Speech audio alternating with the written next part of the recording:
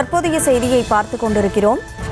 கள்ளக்குறிச்சி கள்ளச்சாராய மரணம் குறித்து சிபிஐ விசாரிக்க உத்தரவிடக் கோரி வழக்கு தொடுக்கப்பட்டிருந்த நிலையில் இந்த வழக்கில் நாளை காலை 10:30 மணிக்கு நீதிமன்றம் உத்தரவு பிறப்பிக்க உள்ளது. அந்த அண்மை செய்தியை பார்த்து கொண்டிருக்கிறோம். நாளை காலை 10:30 மணிக்கு சென்னை உயர்நீதிமன்றம் கள்ளக்குறிச்சி கள்ளச்சாராய வழக்கில் தீர்ப்பு வழங்கவிருக்கிறது. அந்த அண்மை செய்தியை பார்க்கிறோம். வழக்கை சிபிஐக்கு மாற்றக் கோரி பாஜக, பாமக உள்ளிட்ட கட்சிகள் வழக்கு தொடுத்திருந்தது. கூடுதல் விவரங்களோடு செய்தியாளர் மதியழகன் இணைப்பில் இருக்கிறார். மதியழகன், முழு விவரம்.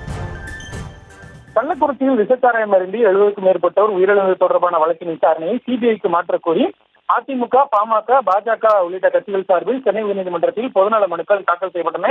இந்த மனுக்கள் நீதிபதி டி. கிருஷ்ணகுமார், பி. பாலாஜி அமர்வில் விசாரணை நடைபெற்றது. இந்த வழக்கில் தமிழக அரசு மனுதாரர்கள் தரப்பில் வாதங்கள் எல்லாம் வைக்கப்பட்டன. குறிப்பாக இந்த சம்பவம் எப்படி நடைபெற்றது, அந்த கள்ளச்சாராயத்திற்கு தேவையான பொருட்கள் எப்படி வாங்கி வரப்பட்டன, இந்த சம்பவம் தொடர்பாக கைது செய்யப்பட்டவர்கள் விவரம், மேலும் அண்டை மாநிலங்கள் இருக்கக்கூடிய தொடர்பு மற்றும் இந்த சம்பவம் தொடர்பாக பதவி நீக்கம், அதாவது நீக்கம் செய்யப்பட்டு பணியில் சேர்க்கப்பட்ட காவல்துறை அதிகாரிகள் உள்ளிட்ட விவகாரம் தொடர்பாக பல்வேறு தரப்பு வாதங்கள் முன்வைக்கப்பட்டிருந்த நிலையில் இந்த வழக்கினுடைய தீர்ப்பு கடந்த செப்டம்பர் மாதம் 19ஆம் தேதி குறிப்பிடாமல் ஒத்திவைக்கப்பட்டிருந்தது.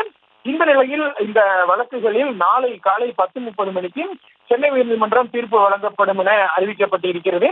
நீதிபதிகள் டி. கிருஷ்ணகுமார், பி. பாலாஜி அடங்கிய அமர்வு நாளை காலை 10:30 மணிக்கு இந்த கள்ளச்சாராயம் விசச்சாராய மரணம் தொடர்பான வழக்குகளை சிபிஐக்கு மாற்றுவதா இல்லையா என்பது குறித்து நாளை காலை 10:30 மணிக்கு தீர்ப்பளிக்க இருக்கிறது.